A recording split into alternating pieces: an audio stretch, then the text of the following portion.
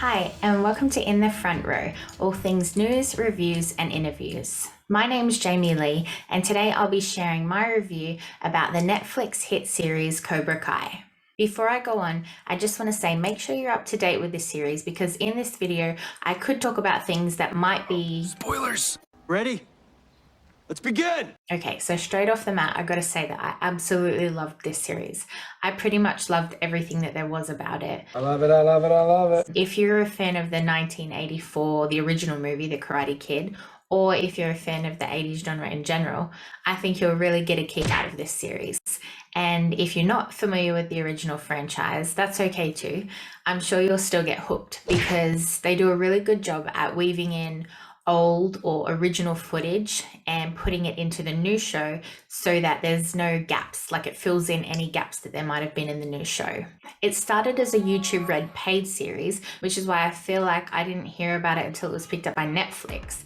And I feel like when it was picked up by Netflix, that's when it really gained in popularity and when I started to see, rave reviews that were from a widespread audience. So I enjoyed the original Karate Kid and the sequels were okay.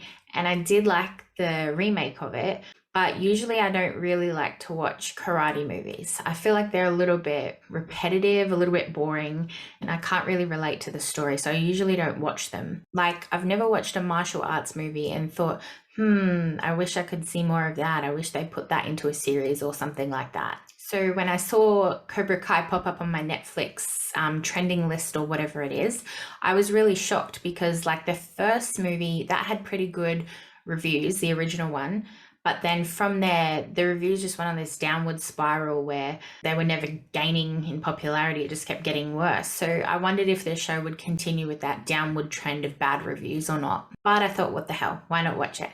And I'm so glad that I did because I just became so invested in it. It was like at the end of every episode, I was just going, all right, next episode, next episode, next episode.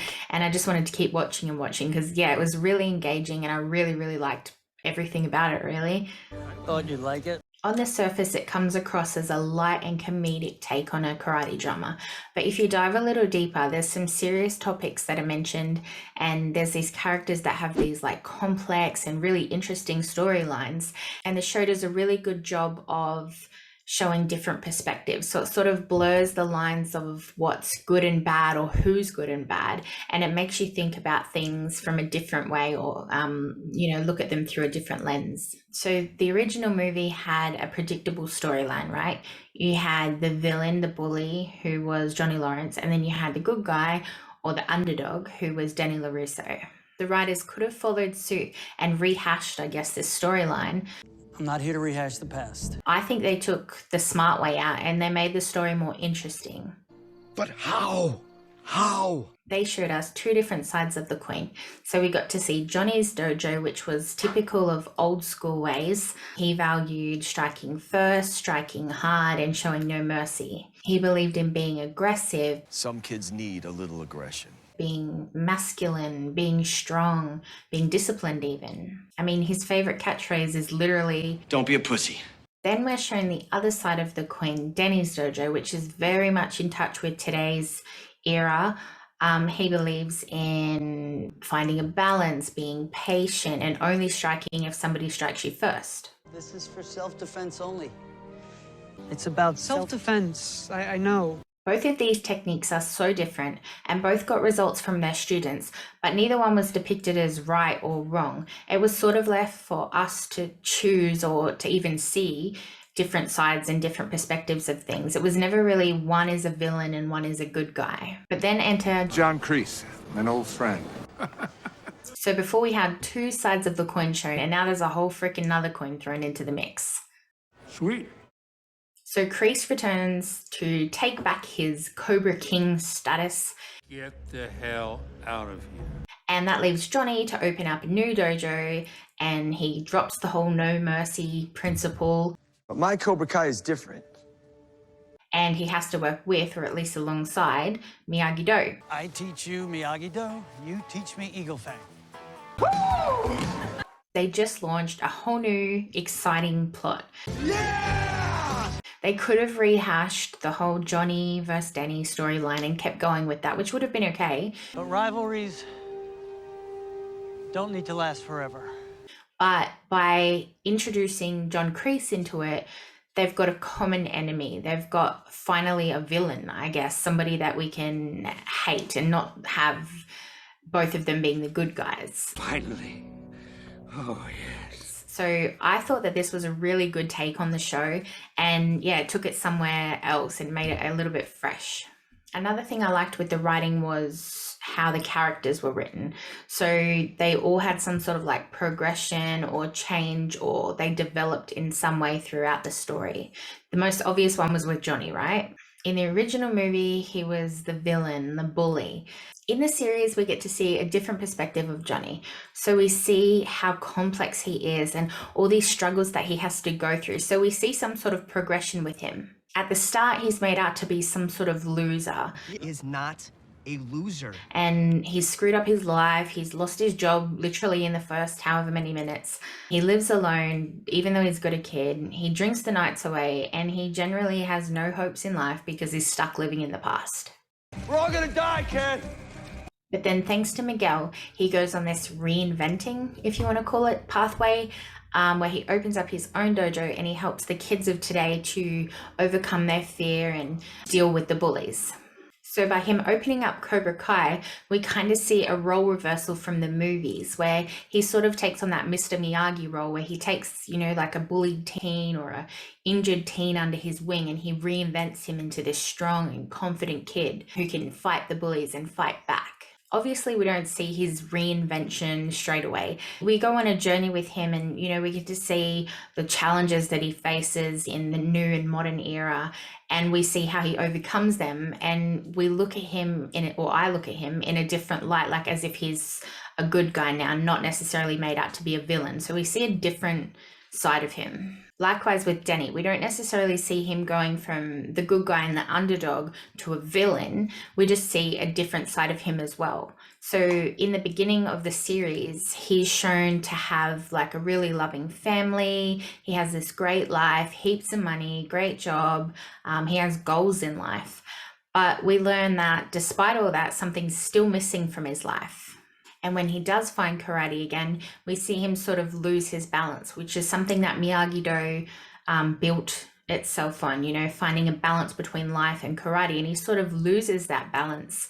And a good example of that is when he goes and ups the rent, or challenges for the rent to be increased so that Johnny will have to pay more rent and hopefully get shut down. But he didn't consider that everybody else's rent would go up, and you know, that sort of makes him a bad guy because he doesn't really want innocent businesses to suffer. So that was one example. And then he lost himself a little bit as well when he was so focused and so obsessed with karate and the dojo and the rivalry between Johnny and whatnot, that he almost lost his family, almost lost his business, things like that. So we don't necessarily see him going from a good guy to a bad guy, but we do see him lose his way a little bit, and we see a different side of him, just the same way that we did with Johnny. Then, of course, we have the new and the young cast. Good day, milady. My name is Miguel. Who sort of is like the new version of Danny. He's the underdog, and he's the kid who gets bullied, who transforms into this strong champion, really.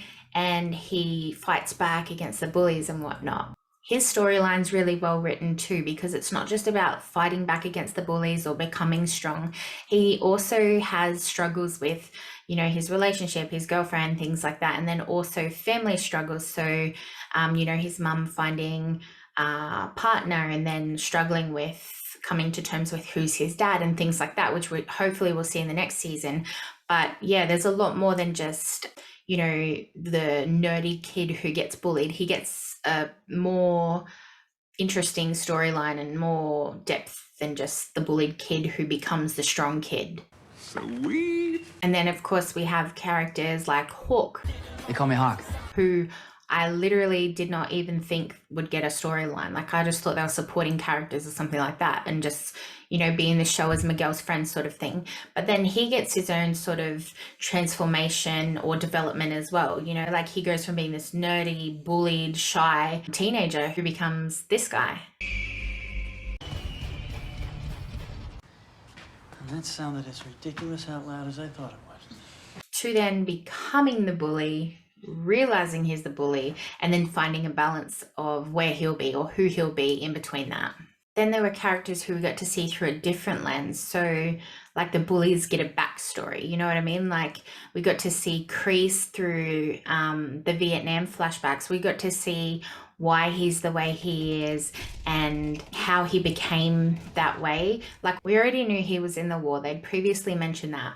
But by showing us what he went through in the war or showing us how he was before the whole karate dojo rivalry thing began, we got to see a different side of him. And this was really good writing, but it was also a really good opportunity for them to introduce Silver, right? So they could give him a little bit of backstory too and introduce another villain through Kreese's backstory. So it was really good. And I feel like ultimately we did see a change increase in the season 4 when he had a moment of sympathy with Tori and he said she could fight however she wants to fight. I feel like that was his realization that he had become Silver or that he had become the bad guy, and he finally realized that and thought or changed his mind. I don't know. I just feel like that was a little bit of transformation, or it was like us seeing him as a good guy. Progress. So that leads me into Tori. Hi, I'm Tori. Tori was shown to be aggressive and fearless and strong, but we also learned why she's that way. Like she doesn't trust people because, her family have pretty much left her to fend for her and her brother and her mum while her mum doesn't work or she's sick or whatever the story is. But you I kind of feel sorry for her. Like you see her in this different light where she's not just this girl who has this rivalry with Sam over a boy.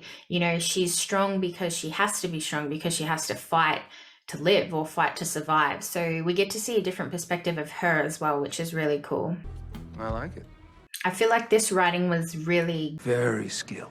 because we got to see different sides of people, but it also made you feel differently towards them. Like normally you wouldn't really feel sympathy or empathetic towards a bad guy. But yeah, I feel like with Kreese and with Tori, even though they were sort of made out to be kind of bad or a bully or whatnot, you got to see different sides and you really got to empathize with them. And it sort of blurred the lines of who is good or who isn't good. Like it made you actually like the bad guys, if that makes sense. Or I did anyway. Cool story.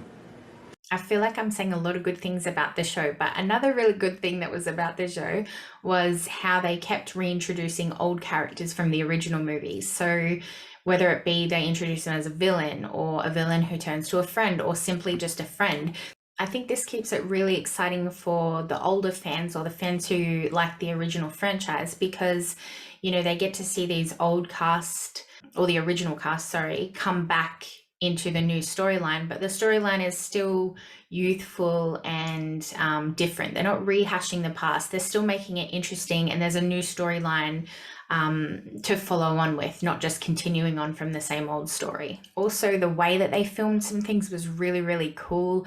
I thought in the first scene where we see Johnny get, crane kicked and he's passed out on the floor, and then flashback to 30 years later and we see Johnny again passed out, hungover in bed. I thought that was like a really funny take on, how really nothing has changed. He's still passed out. Then there was those montage of memories between Johnny and Danny, those flashbacks from the original scenes. And I think they were really important because the show does appeal to those who've seen the original, but by including those flashbacks, those people who haven't seen it, they can still feel like they know what's going on and they can still follow along with the story. So they don't have to have watched the originals to know what's going on in the series. I thought that was really smart to get a new audience as well as keep the original audience engaged as well. And then there was the funny, I don't even know what you could call it. I'm not good with the technical terms of things or whatever, but how they cut up the different scenes of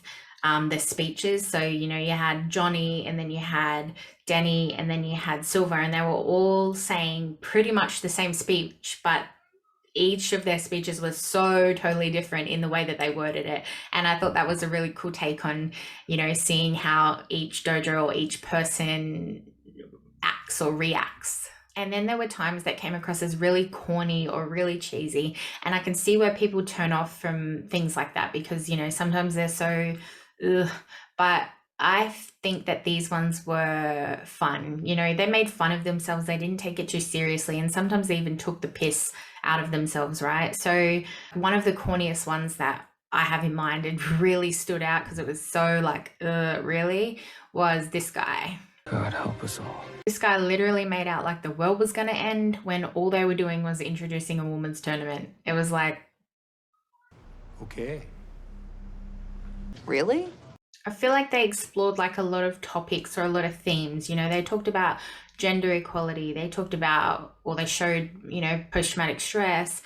They talked about family dramas or family trauma and relationship issues. And what else did they talk about? They talked about bullying and, you know, all these things that were quite serious topics, but the way that they showed them was really light and relatable. It wasn't, you know, too deep, and they didn't take themselves too seriously.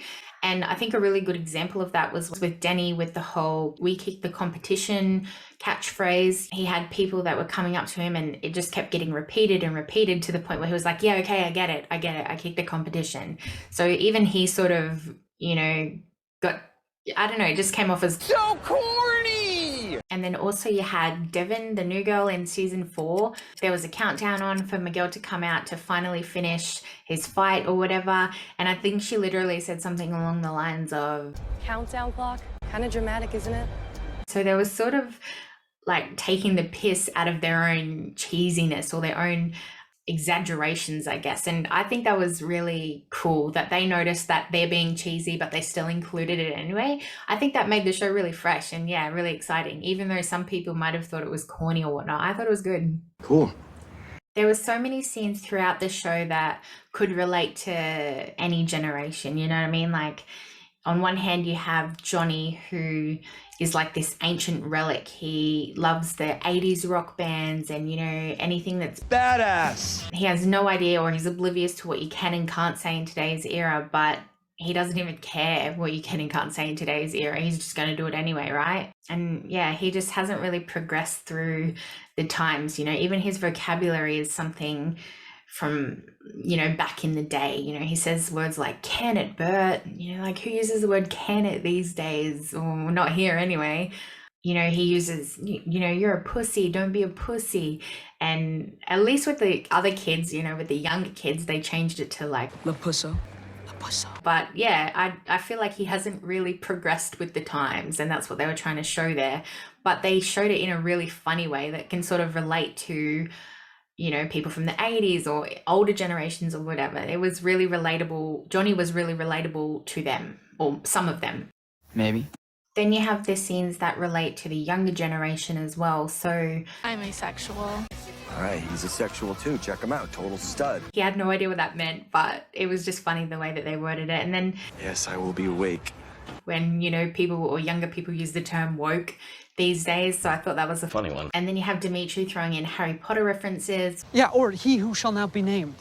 Rhymes with Dobby. you know, things like that. I just thought, you know, those are things that the younger generation, I don't know, would relate to or would find funny, because I found it funny. Yeah, I thought it was really well written, that it appealed to, you know, an older audience or a familiar audience, and then it also related to a new audience, and yeah, it just got everybody included, I think. So? So yeah, I really like this show. There's not, I don't think I've said one bad word about it throughout this whole video. There was one thing that I really hated, and that was Johnny's mo. What the hell's that thing on your face? That was a big no for me. Nope, nah. Yeah, anyway, other than that, I loved it. So let me know in the comments below if you liked it as well.